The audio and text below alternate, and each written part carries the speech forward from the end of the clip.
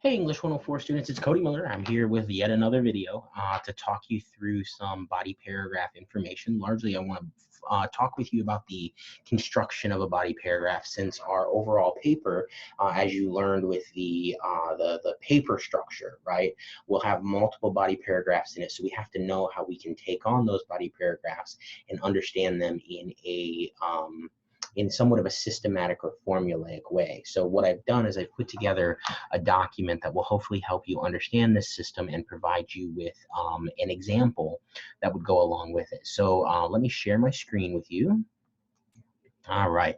So this document, which is linked to the assignment right underneath the video here, is largely walking you through the formatting or the formula for a body paragraph. And so when we think about a body paragraph, you want to be thinking about this formula. And so I like to think about it as a 7-step process.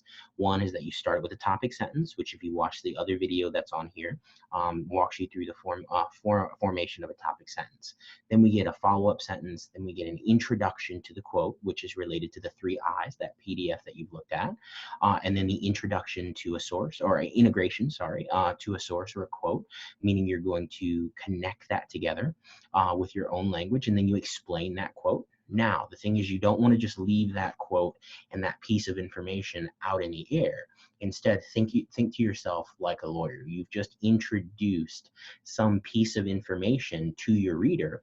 Now you need to take and follow up on that. That means you need to connect it with some type of example or provide more information about it to connect it with something else, right? Make your case clear as you are using your evidence to argue. And then in the last step, you want to be thinking about your concluding sentence, which is wrapping everything up for us kind of nicely and transitioning us into the next paragraph. And so basically what I did was I walked you through this detailed formula right here. Okay, so if you're not really comfortable looking through this giant list, you can follow this formula, and then what I just talked about walks you through that. So in terms of a topic sentence, you're talking 1 or 2 sentences, the follow-up 1 or 2 sentences, in an introduction, really 1 or 2 sentences works for that. Integration of a quote or a source, you're probably going to have the author's last name, that signal phrase, and then you're going to connect it with a quote or a sentence or 2 from an actual source.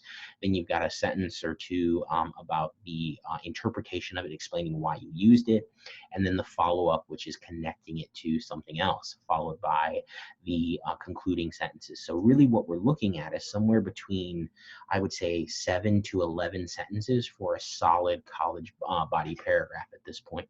And so if you look down here, you've got that detailed formula. Really the way to think about it is, remember, the ACTs is the introduction to a quote. The integration is just the gathering of it with your own language, so actually using a signal phrase. Interpretation, as it explains down here, is giving why you use that quote and making it clear what we need to understand from it. So here's an example that walks you through this kind of step by step. So we get here the topic sentence, okay? Then you'll notice the next sentence is the follow-up. Then here we get a transition that runs into the ACTs for a source. And then we actually get the quote itself with a signal phrase. So this is the integration.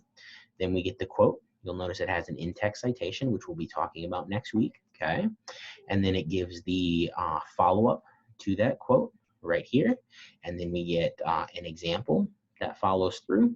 And then we get the conclusion all the way down here. So we get those parts as we go through.